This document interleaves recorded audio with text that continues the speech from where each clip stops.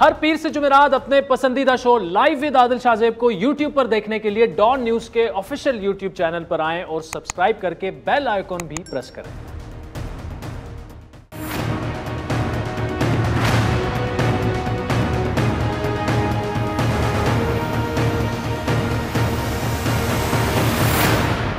अस्सलाम वालेकुम, मैं हूं आदिल शाहजेब। नाज़रीन, मुल्क की सियासत में हर गुजरते दिन के साथ सूरत हाल जो है वो इंतखाबी सियासत की तरफ बढ़ रही है। अगर स्टेटमेंट्स पर नजर डाली जाए, पीपल्स पार्टी और तहरीक इंसाफ ज्यादा मुतहरिक नजर आ रहे हैं। नून लीग अभी अपने अंदर के बयानिए की लड़ाई से बाहर नहीं निकल पाई। आज पीपल्स पार्टी के चेयरमैन बिलावल भुट्टो ने एक मरतबा फिर जल्द नए इंतखाबात, आम इंतखाबात की बात करते हुए अपोजिशन को यकजा होने का मशवरा दिया, बल्कि उन्होंने तो अगली हुकूमत पीपल्स पार्टी के बनने का दावा भी कर दिया। आज भी मैं समझता हूं अगर अपोजिशन मिल के अदम एतमाद पहले बुजदार के खिलाफ फिर इमरान खान के खिलाफ लेकर आते हैं तो कल हुकूमत गिर जाएगी। इल्लेजिटिमेट हुकूमत है ही, लेकिन ये बहुत ही अनस्टेबल है और हम समझते हैं कि किसी भी वक्त आम इंतखाबात हो सकते हैं।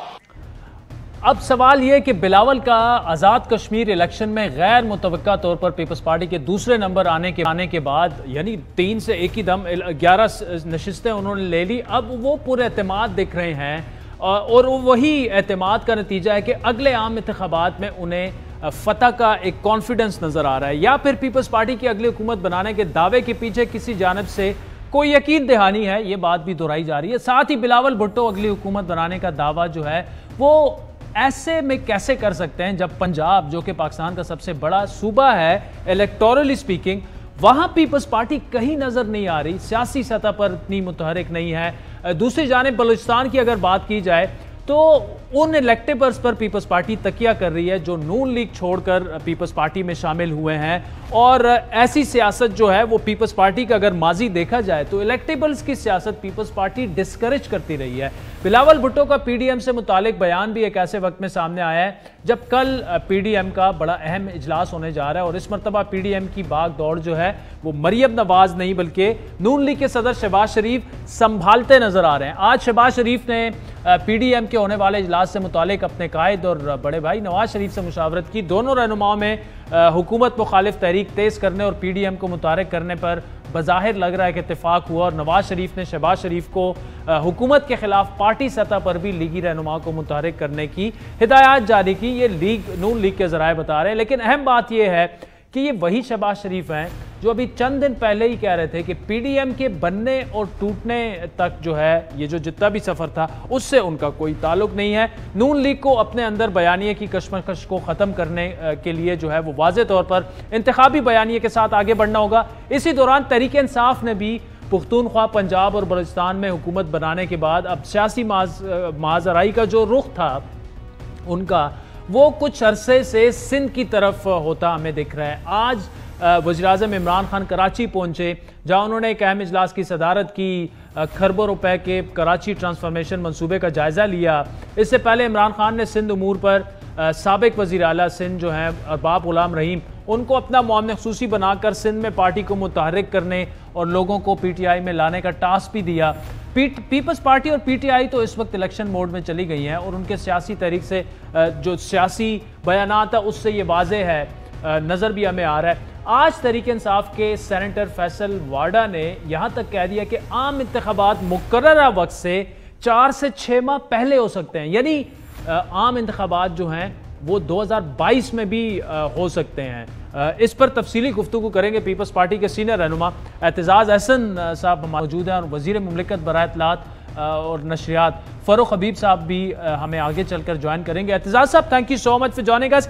एक तासुर ये दिया जा रहा है कि पीपल्स पार्टी फिर से उनके एस्टेब्लिशमेंट से मामला ठीक हो चुके हैं और पार्टी में इलेक्टेबल्स शामिल हो रहे हैं। जिस तरह से इमरान खान की मदद की गई, पीपल्स पार्टी की भी उसी तरह मदद की जा रही है। तासुर ये है, पीपल्स पार्टी का माजी ऐसा नहीं रहा, अब ये परसेप्शन क्यों बनता नजर आ रहा है हमें?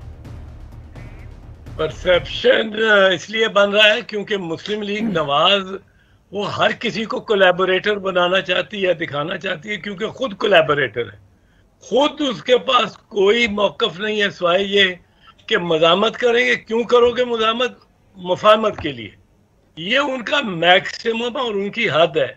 और वो हर किसी को दिखाना चाहते हैं कि कोई शाहिद खान अब्बासी है और ख्वाजा आसिफ है कि वो फोन करके जो आर्मी चीफ से अपनी सीट बचवा रहा है। तो हमें सबको भी ये समझते हैं, हम तो पीपल्स पार्टी वाले अपने मेरिट पे करते हैं, जो भी कॉन्टेस्ट करते हैं। हमारे खिलाफ सबसे ज्यादा इस्टेब्लिशमेंट रही है और है शायद। ये मियाँ साहब के खिलाफ कोई इस्टेब्लिशमेंट नहीं है, ना कभी हुई है इनके खिलाफ। मियाँ साहिबान बरादरान दोनों बिल्कुल बिल्कुल यकीनन हॉट वो क्या गुड कॉप बैड कॉप खेल रहे हैं। इनमें कोई ये जितना ऐसा ड्रामा करेंगे ड्रामे के तो इंतहा है इनकी। लेकिन गुड कॉप बैड कॉप है सारा कि एक भाई कह रहा है कि मैं पैर पकड़ लूंगा, जिसके भी कहोगे पैर पकड़ लूंगा। दूसरा कह रहा है कि मैं यहाँ मैं मिलूंगा किसी से, ना कोई और जाके मिलेगा मेरी तरफ से। आप ये देखें शरीफ खानदान पे बोझ कितना है, शरीफ खानदान का स्टेक कितना है पाकिस्तान में नहीं, अपनी दौलत में बिलियंस ऑफ पाउंड के असासे जो इस वक्त उनके फंसे हुए हैं। और आप जाके खुद बाहर बैठ गए हैं। अब बाहर से यहाँ वापस आना भी अपने लिए दुश्वार कर लिया हुआ है। किसी को एतराज तो नहीं है कि आप वापस आ जाए, तो किसी को एतराज नहीं है, आप आ जाएं वापस। आपकी बेटी कहती हैं कि वो अगली फ्लाइट पे, मैं शाम की फ्लाइट पे बुला लूंगी। उसका मतलब है आपकी सेहत भी ठीक है। तो अब आप सेहत याब हो गए हैं अल्लाह के फजल से, अल्हम्दुलिल्लाह।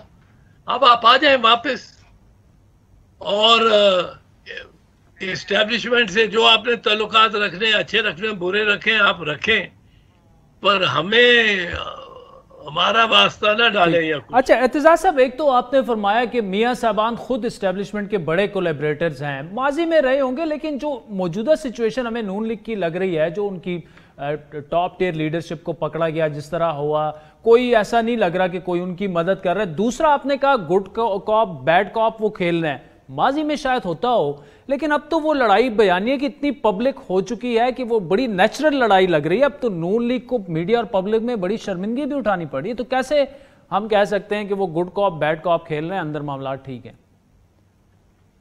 अरे गेम अगर खेल रहे हैं तो मीडिया पे ही खेलेंगे ना, घर के अंदर खेलेंगे तो क्या किसने देखा कौन? असल तो उन्होंने सारी दुनिया को डिसीव करना है।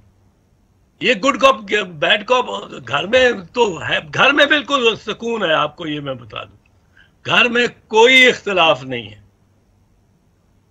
बच्चे भी कहते हैं हमारी इतनी शुगर मिले, हमारी इतनी लंदन में प्रॉपर्टियां, हमारी इतनी पेरिस में प्रॉपर्टियां, हमारी ये वो, हमारी स्पेन में प्रॉपर्टियां, खबर नहीं क्या बनेगा। वो फिर उन्होंने कहा कि एक लाइन, एक दबाव डालो और एक तरफ से दरवाजा खुला रखो। ये आप समझ सकते हैं, अंदाजा लगा सकते हैं अगर उनकी मालियत को आप का अंदाजा लगा सकते हैं। अच्छा एतजाज साहब, अक्सर बिलावल साहब आजकल कह रहे हैं हम पीपल्स पार्टी इक़्तिदार में आएगी। मैटर करता है Punjab, electorally speaking. Central Punjab में इतना नुकसान पार्टी को हो चुका है कि ग्राउंड बनाना नामुमकिन नजर आ रहा है। पंजाब में पीपल्स पार्टी इतनी कमजोर हो चुकी है, तो कैसे सर उठाएगी? नामुमकिन सी बात लग रही है इस वक्त। वजह नहीं, वजह एक ये है कि पीपल्स पार्टी ने जब सियासत का वक्त था सियासत नहीं की, और सियासत की है तो नवाज लीग के हक में की है। आपको याद होगा कि जब जरदारी बने सदर मुमलिकत, तो उन्होंने ये कह दिया नवाज शरीफ को कि 4 साल हम, जब नवाज शरीफ की हुकूमत आई तो कह दिया 4 साल हम सियासत नहीं करेंगे, हम 5वें साल में सियासत करेंगे, आप आराम से हुकूमत करें, हमारी तरफ से कोई मज़ामत, कोई चैलेंज, कोई कुछ नहीं हो। अब वो अपनी तरफ से वो तो एक जमहूरियत का फ़रोग़ चाह रहे थे। उनको क्या पता था कि नून लीग ने कभी मतलब है ऐसी सियासत करनी नहीं कि जिसमें इस्तेहकाम हो। आप गिरफ्तार होते हैं 1999 में, तो सन 2000 में आप पहुंचे हुए होते हैं उनके पास, अरबियों के पास। अब गिरफ्तार होते हैं तो लंदन फरार हुए हुए होते हैं।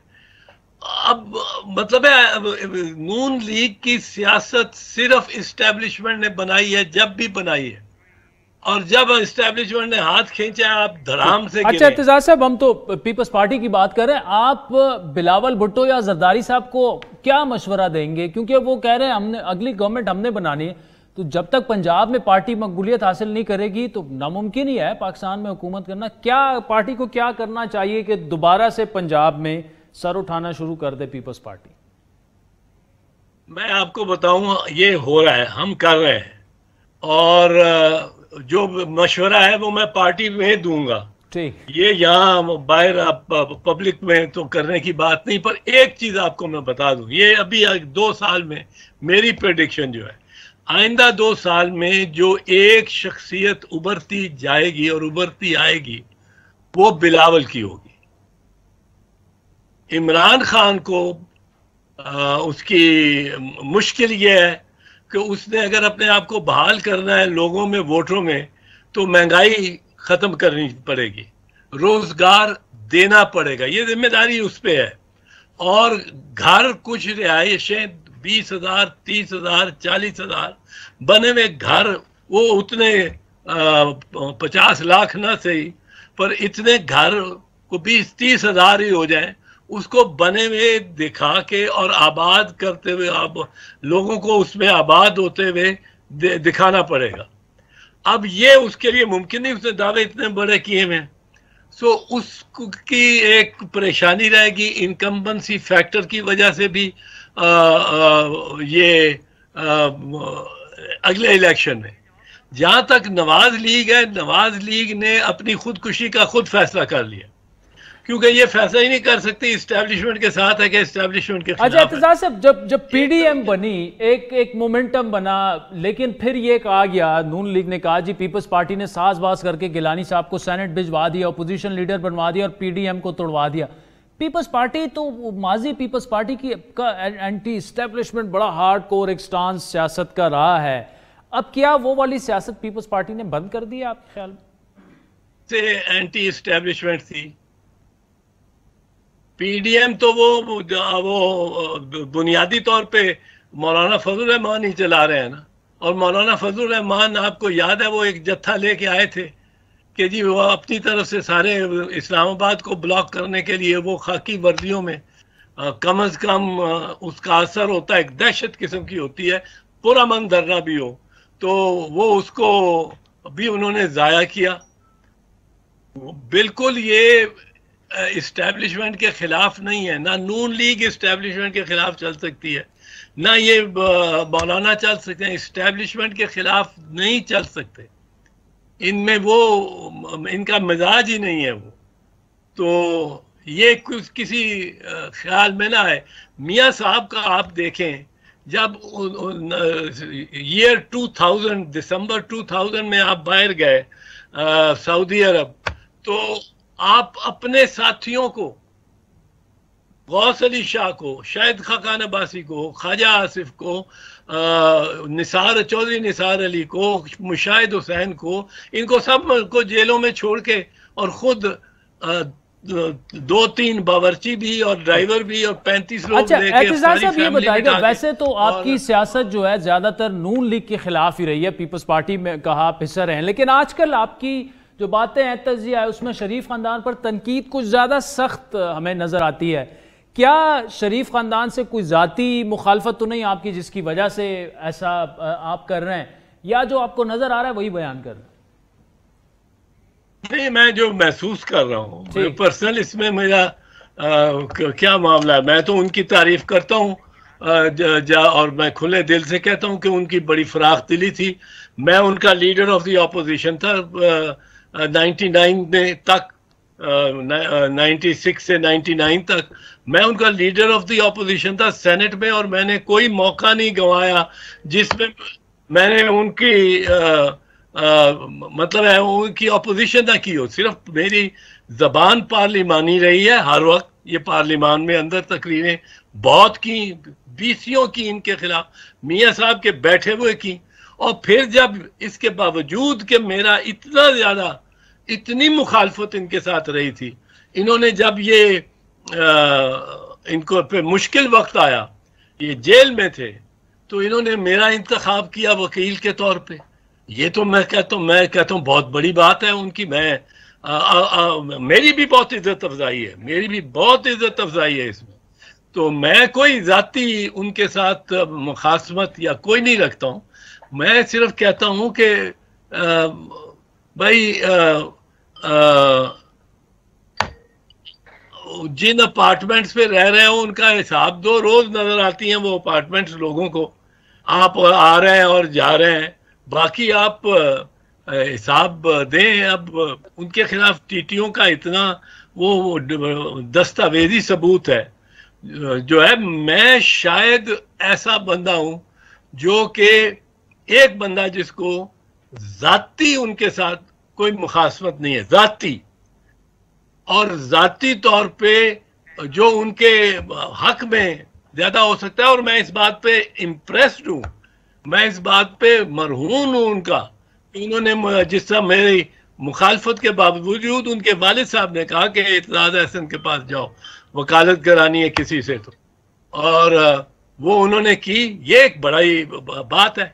पर बाकी सारी चीजें भी तो कोई खत्म तो नहीं हो जाती ना, उनको भी देखना जरूरी है।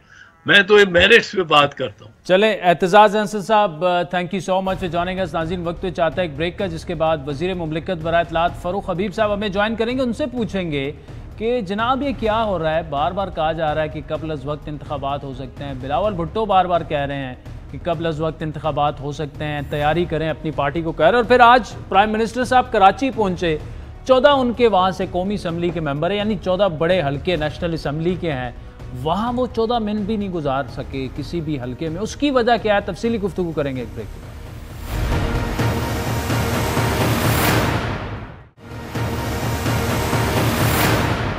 वेलकम बैक नाज़रीन। ब्रेक से पहले एतजाज अहसन साहब पीपल्स पार्टी के सीनियर रहनुमा, बड़ी तफसीली हमने उस पर गुफ्तगू की। इस वक्त वज़ीर मुमलिकत बराए इत्तलात फ़ारूक हबीब साहब हमारे साथ मौजूद है। फ़ारूक साहब, thank you so much for joining us. Bilawal ने आज दोबारा कहा कि जी इंतखाबात के लिए तैयार रहें, अपनी पार्टी को किसी भी वक्त वो हो सकते हैं। वो बार बार ये बात कर रहे हैं, कहीं इमरान खान साहब कबल अज़ वक्त इंतखाबात तो नहीं करा रहे 2022 में? देखें, अभी तक तो कोई ऐसा ऑप्शन जो है वो नहीं है, और मैं समझता हूँ कि इंतखाबात जो हैं वो 2023 तक 5 साल के लिए लोगों ने जो है वो मुंतखब किया है।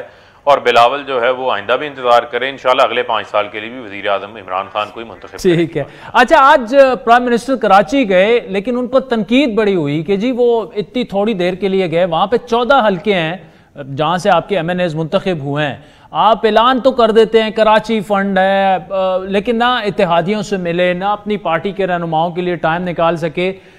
उस शहर के जितने बड़े मसाइल हैं, जितना उन्होंने आपको मैंडेट दिया तहरीक इंसाफ को,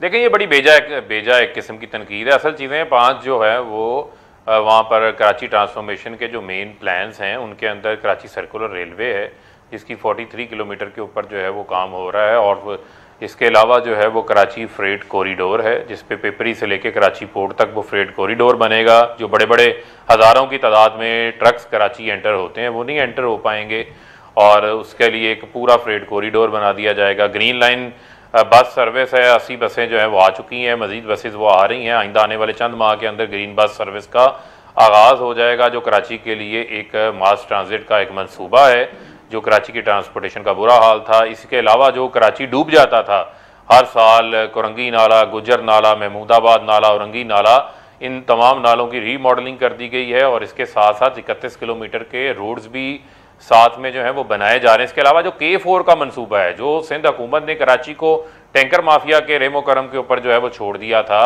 वो सिंध हुकूमत ने मुकम्मल नहीं किया। ये इन्होंने मुकम्मल करना था वफाक के साथ मिलके, वो हमने वापडा को दिया। वापडा ने उसकी जो है वो फॉरेन कंपनी को कंसल्टेंसी जो दे दी है, और आइंदा आने वाले चंद सालों के अंदर जो है उसका कंप्लीशन टाइम है, उसके ऊपर काम स्टार्ट हो जाएगा। और वापडा आपके लम्बे कैपेसिटी रखता है, बड़े बड़े डैम्स बनाए और इसके वो डिज़ाइन को दोबारा से सारा रीवैल्यूएट करके। नहीं फारूक साहब, देखिए कराची ट्रांसफॉर्मेशन प्लान पर ही मैं आपसे सवाल करूंगा। वो अरबों रुपए का उन्होंने ऐलान किया है, मंसूबे का आज उन्होंने जायजा भी लिया, लेकिन वजीराला सिंध को एक जगह पे मधु उन्होंने नहीं किया, ना कोशिश की उनसे मिलने की, एक सूबे की वजीराला को बाईपास करके जो है क्या मैसेज क्या आप दे रहे हैं सिंध के अवाम को या सिंध की गवर्नमेंट को? नहीं, देखें, जो कमेटी है इस हवाले से उस पर मेरे ख्याल में असद उमर साहब भी हैं और उसके हवाले से इनके साथ बातचीत भी होती रहती है। लेकिन असल मसला क्या है? असल मसला ये है कि ये कहते हैं कि जो सिंध इंफ्रास्ट्रक्चर डेवलपमेंट कंपनी है, आप पैसे उसको ना दें, आप पैसे हमें दे दें। भाई अब आपका एतमाद ही खत्म हो चुका है। एक तो आप अपनी एडीपी की स्पेंडिंग नहीं कर सके, 2000 अरब रुपया 3 साल में आदिल शाहजेब साहब इनको एनएफसी की मद के अंदर मिल चुका है। उसका हिसाब तो पहले दे दें कि वो पैसा कहाँ खर्च हुआ है। उससे कोई दोबारा नए बाहर जायदादें को सरे महल टाइप महल तो नहीं खरीद लिए गए, जाली अकाउंटों में चला गया। कहाँ वो पैसा गया? सिंध में भूख प्यास और गंदम को लोग उसी तरीके से तरस रहे हैं। अस्पतालों की हालत बुरी है, 14-14 अरब रुपए की गंदम चोरी हो जाती है, वो चूहों के ऊपर डाल देते हैं। ये तो इनका आलम है। इनका मसला ये है कि ये कहते हैं ये पैसा वफाक ना खर्च करे, जो वफाक की पीएसडीपी है। भाई वफाक एनएफसी आपको दे रहा है, पीएसडीपी हम खुद खर्च करेंगे, क्योंकि अगर आपकी जेब में डाल दिया जाए जो इनका मुतालबा है तो वो पैसे का हिसाब कौन देगा? वो भी खर्च नहीं होगा, वो भी फज पेमेंट्स की नजर हो जाएगा। कल को उनके ऊपर भी फिर केसेस का सामना आएगा। हम तो चाहते हैं कि हकीकी तौर के ऊपर ये अवामी फलाह के मंसूबे हैं जो मुकम्मल हो जाने चाहिए। अभी तक सिंध हुकूमत ने 13 साल से सिंध में इनकी हुकूमत है, इन्होंने कौन सा ऐसा मंसूबा जो है वो कराची के लिए मुकम्मल कर दिया? कराची इनसे तो नाले नहीं साफ होते, कूड़ा नहीं उठाया जाता, कराची तो हर साल पानी में डूब जाता था। अल्टीमेटली वफाक को अपनी अमलदारी वहां पर जो है वो उसके जरिए काम करना पड़ा। आज वहां पर देखिए फरूख साहब, देखिए बात यह है ना, एनएफसी में जितना पैसा उन्हें मिला उन्होंने लगाया, नहीं लगाया, एहतिसाब के इदारे मौजूद हैं, नहीं तो अवाम उनको अगले इंतखाबात में रिजेक्ट कर देंगे। कराची से आपको 14 सीटें मिली, वहां भी मतलब आपकी तहरीक इंसाफ में 2-3 ग्रुप्स बने हुए हैं, ऐसे एमएनएस 2-3 हैं जो हमें गिले शिकवे करते हैं कि ना जी प्राइम मिनिस्टर साहब टाइम देते हैं, ना मिनिस्टर्स हमें टाइम देते हैं। तब आप गुलाम रहीम जैसे 10 और लोग भी पार्टी में ले आए तो पार्टी का ग्राफ इस तरह से ऊपर नहीं जा सकता जिस तरह इमरान खान साहब चाहते हैं, क्योंकि तरक्याती कामों के अलावा हलकों के अपने लोगों को भी टाइम देना पड़ेगा, उनके मसाइल हैं। अगर आप चाहते हैं कि पार्टी आपकी कराची में कायम और दायम रहे, जो लग रहा नहीं है कि रहेगी अगर इस तरह मामला चलता रहा तो। देखें बुनियादी तौर के ऊपर क्या चीज़ है। देखें, जो हमारे पार्लियामेंटेरियंस हैं वो हमारा हिस्सा है, उनके साथ कंटिन्यूसली मुलाकातें भी होती हैं, राब्ते भी होते हैं, सब कुछ होता है। 450 अरब रुपया तो हमने सिंध के अजला के लिए दिया है, सखर हैदराबाद मोटरवे भी है, उसके अलावा दीगर स्कीमें हैं। लेकिन उसके बावजूद जो मैं आपको ये बात कह रहा हूँ कि आज आपके वज़ीर आज़म साहब जो हैं, यूएन रेड अलर्ट जारी कर रहा है क्लाइमेट चेंज के हवाले से।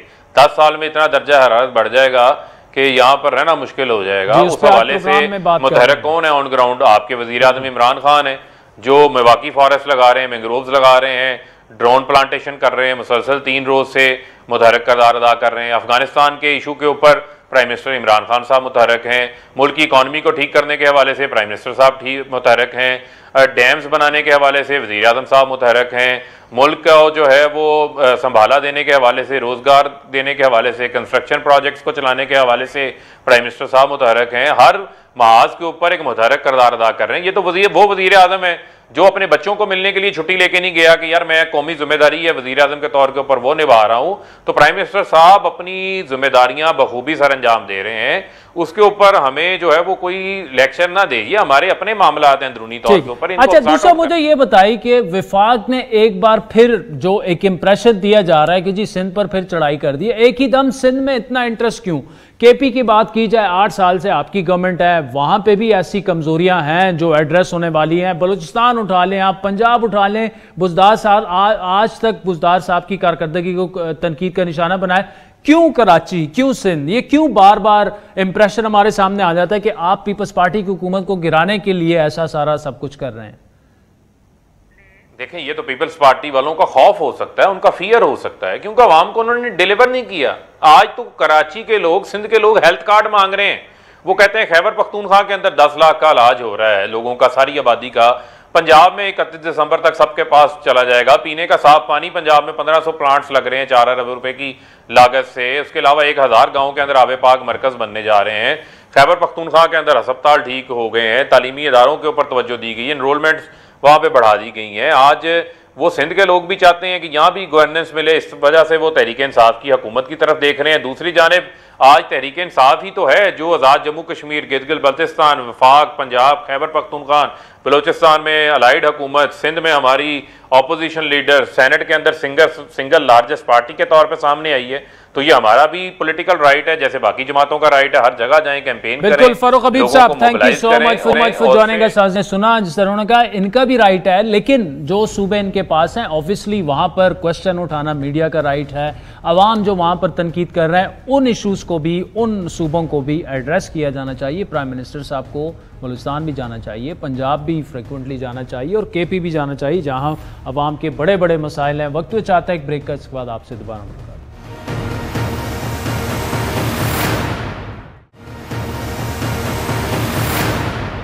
We continue to have conversations with Pakistani leadership about the safe havens that exist along that border between Afghanistan and Pakistan, and we're mindful that those safe havens are only providing a source of more insecurity, more instability inside Afghanistan, and we're not bashful about having that discussion with Pakistani leaders. We're also mindful that Pakistan and the Pakistani people also fall victim to terrorist activities that emanate from that same region.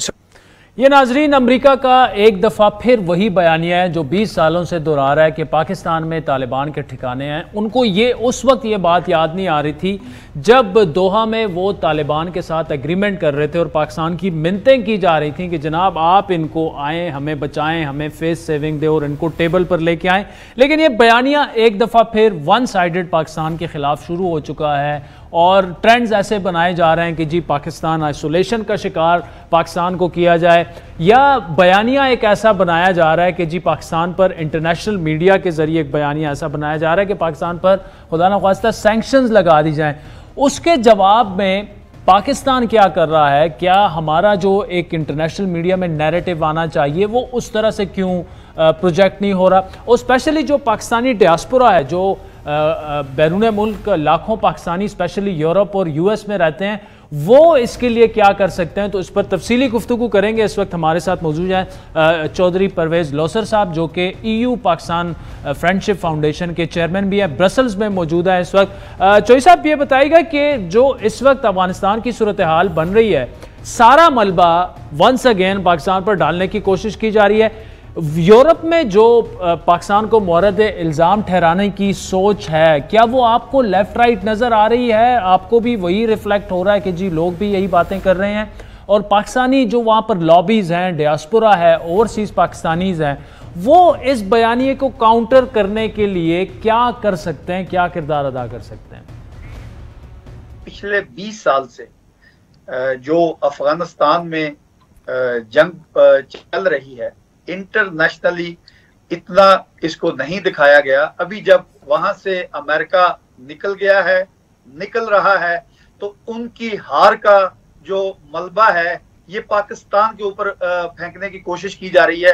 अभी आपके programme में, क्योंकि मैं बड़ी सीधी सीधी बातें करता हूं जी, NDS और रा ये दोनों ने मिलकर, अभी ये जो आपने कहा कि अभी दुनिया में ये क्या नैरेटिव लेके जा रहे हैं, अभी ये तकरीबन कुछ हफ्तों से अफगानिस्तान के सो कॉल्ड जो सिविल सोसाइटी अपने आप को कहते हैं, अभी उन्होंने हमारी एम्बेसीज के बाहर या इन अदारों के अंदर लेटर लिखने शुरू कर दिए हैं कि पाकिस्तान अफगानिस्तान के अंदर प्रोक्सी वार बंद करे। मुझे तो ये जब ये लफ्ज इस्तेमाल करते हैं तो इनको शर्म आनी चाहिए। पाकिस्तान वाहिद दुनिया का वो मुल्क है और फौज पाकिस्तान दुनिया की वाहिद वो फौज है जिन्होंने अफगानिस्तानी 3-3.5 मिलियन रेफ्यूजियों को पाकिस्तान में अपने भाई बना के रखा, अपने घरों में रखा, इनकी तैल सेवा की, और इतना दुनिया में किसी जगह किसी इंटरनेशनल कम्युनिटी जो कि अपने आप को ह्यूमन राइट के चैंपियन समझते हैं, इतने रेफ्यूजी किसी दुनिया के मुल्क में नहीं है और ना ही कोई रख सकता है।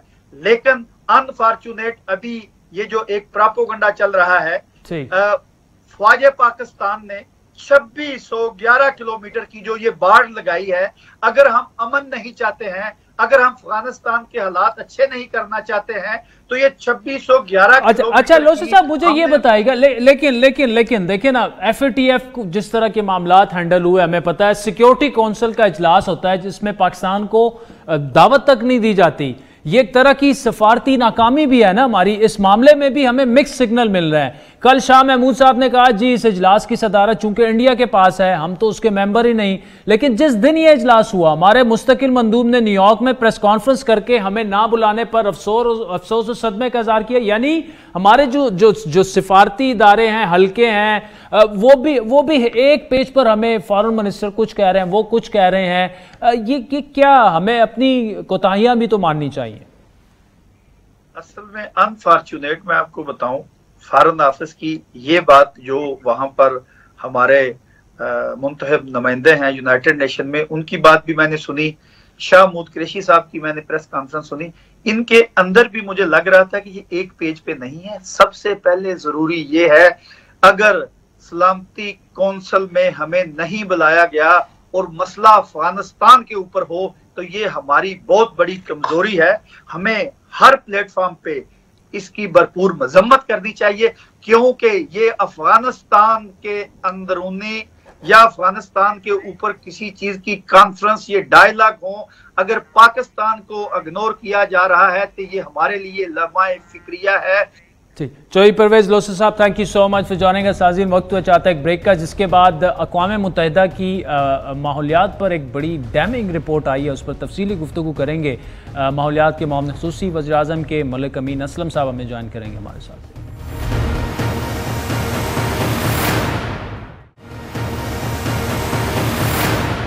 नाज़रीन, दुनिया को इस वक्त अगर किसी चीज़ से सबसे ज़्यादा ख़तरा है तो वो है बढ़ती हुई ग्लोबल वार्मिंग। तेज़ी से रुनुमा होने वाली मौसमियाती तब्दीली ने दुनिया के हर खित्ते में तबाहियाँ मचा दी हैं। इस अहम मामले पर हाल ही में अक़वाम मुत्तहिदा की जानिब से एक रिपोर्ट भी सामने आई है जिसमें खबरदार किया गया है कि दुनिया खतरनाक हद तक ग्लोबल वार्मिंग के करीब है और इसका जिम्मेदार हम यानी इंसान हैं। और ये जो रिपोर्ट है इसमें अक़वाम मुत्तहिदा के सेक्रेटरी जनरल ने इस पर जोर दिया है कि ख़तरे की घंटियाँ बज रही हैं, इससे पहले कि कोयला और हयातियाती जो ईंधन है वो ज़मीन को तबाह कर दें। इस रिपोर्ट पर संजीदगी से गौर करना चाहिए। अक़वाम मुत्तहिदा की इस रिपोर्ट को माहौलियाती तब्दीली पर पहला बड़ा साइंसी जायज़ा करार दिया जा रहा है, जिसमें खबरदार किया गया कि अब ना तो ताख़ीर की गुंजाइश है ना गलती की। रिपोर्ट में यह भी बताया गया कि जिस हिसाब से गैसेस का अखराज हो रहा है, एक दहाई में दर्जा हरारत की हद के तमाम रिकॉर्ड टूट जो हैं वो सकते हैं। गुज़श्ता 5 सालों की भी अगर बात की जाए तो सन 1850 के बाद दुनिया की तारीख के सबसे गर्म तरीन साल जो हैं वो रिकॉर्ड हुए। माहौलियाती तब्दीलियों से मुतासर होने वाले ममालिक में पाकिस्तान का नंबर 5वां है। इसी हवाले से बात करेंगे मौसूसी बराए माहौलियाती तब्दीली मलिक अमीन असलम साहब। मलिक साहब, thank you so much for joining us. बड़ी डैमिंग रिपोर्ट ही आई है, लेकिन इशू ये है कि माहौलियाती तब्दीली से मुतासर होने वाले ममालिक में पाकिस्तान का 5वां नंबर है। कैसे देख रहे हैं आप उसको और क्या करेंगे? ये बताना चाहता हूँ कि पाकिस्तान तो एक ऐसा मुल्क है जो कि इसको कंट्रीब्यूट तो कर नहीं रहा। हम 1% से भी कम गैसेस डालते हैं हवा के अंदर।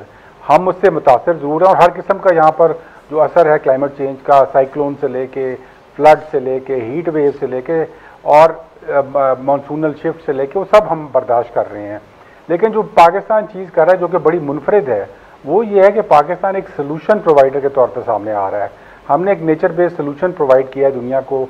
ये जो 10 अरब का एक प्राइम मिनिस्टर इमरान खान साहब का ख्वाब है जिसको लेकर हम चल रहे हैं और वो दुनिया की नज़रें उस पर इस वक्त अटकी हुई हैं।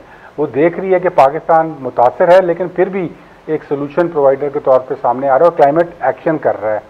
इस रिपोर्ट का एक हिस्सा ये भी कह रहा है कि आप अब बातें करने का टाइम खत्म हो गया, अब काम करके दिखाएं और ज़मीनी जो ग्राउंड वर्क है वो करना चाहिए। तो पाकिस्तान उसमें सबसे एग्रेसिवली काम कर रहा है और हमारे प्राइम मिनिस्टर तो हमें दुनिया के वाहिद लीडर हैं जो फ्रॉम द फ्रंट लीड कर रहे हैं इस कैंपेन। अच्छा अमीन असलम साहब, एक आम सा मैं आपसे सवाल कर रहा हूँ, इस्लामाबाद में भी अगर देखें, बाकी शहर तो छोड़ दें, हर तीसरी चौथी गाड़ी वो ऐसा धुआं फेंकती हमें नजर आती है कि बिल्कुल सांस बंदा नहीं ले सकता। कम से कम ये वाली पोल्यूशन तो हमारे कंट्रोल में है ना। कैसे हम अपने इदारों को मजबूत कर सकते? देखिए, अगर बैरूने ममालिक की हम बात करें तो ऐसी गाड़ी को तो वो रोड पर ही नहीं छोड़ सकते। तो ये जो पोल्यूशन जो हमारे बड़ी आसानी से हम कंट्रोल कर सकते हैं, उसके लिए हम क्या करें? ये बिल्कुल आपने सही बात की है कि ट्रांसपोर्ट की जो पाकिस्तान के हवाले से जो हमारी ग्रीन हाउस गैस एमिशन वो कि दुनिया के हवाले से वो बहुत कम है, हम लेस देन 1% हैं, लेकिन इस लेस देन 1% के अंदर भी जो 40% जो कंट्रीब्यूशन है वो हमारी ट्रांसपोर्ट की एमिशंस की है। और वो एमिशंस ऐसी हैं जो कि दुनिया के लिए भी नुकसानदेह है, लेकिन उससे ज़्यादा नुकसानदेह हमारे अपने लिए, क्योंकि हमारे लंग्स को डायरेक्टली इफेक्ट करती हैं, उससे पोल्यूशन बढ़ती है। अब उसके लिए हमने 2-3 चीज़ें की हैं। एक तो ये कि हम जो फ्यूल डाल रहे थे इसके अंदर वो एक लो क्वालिटी का फ्यूल था जो कि यूरो 2 स्टैंडर्ड कहते थे, वो हमारी गवर्नमेंट ने आके उसको चेंज किया और इस वक्त आपको जो फ्यूल मिल रहा है जो इम्पोर्टेड है बाहर से, 70% हम इम्पोर्ट करते हैं, 30% यहाँ पे हमारा फ्यूल जो है वो प्रोसेस करते हैं। तो जो 70% बाहर से मंगा रहे हैं वो हमने यूरो 5 पे कर दिया है, तो which is the best available quality of fuel. उससे एक तो एमिशंस कम हुई हैं। दूसरा हमने ये किया कि हम इलेक्ट्रिक व्हीकल की जो पॉलिसी बनाई है वो अब ग्राउंड पे आ चुकी है, उसमें बड़ी तेज़ी से काम हो रहा है। और अभी अगले हफ्ते भी मैं एक अनवेल कर रहा हूँ जो इलेक्ट्रिक व्हीकल की वैगन टाइप आई है, जो मिनी बस जिसको आप कह सकते हैं, तो वो इंशाल्लाह वो भी आ रही है यहाँ पे। और गाड़ियों के अंदर भी एक अपटेक हो रही है, उसमें थोड़ा सा टाइम लगता है क्योंकि चार्जिंग इंफ्रास्ट्रक्चर आपको साथ इंस्टॉल करना पड़ता है और इन दोनों को साथ लेके चलना पड़ता है। तो वो हम कोशिश कर रहे हैं, पॉलिसी आ गई है, उसके इंसेंटिव्स मौजूद हैं, लोग ले भी रहे हैं, लेकिन थोड़ा सा इन्फ्लेक्शन पॉइंट आएगा उसका थोड़ी देर बाद।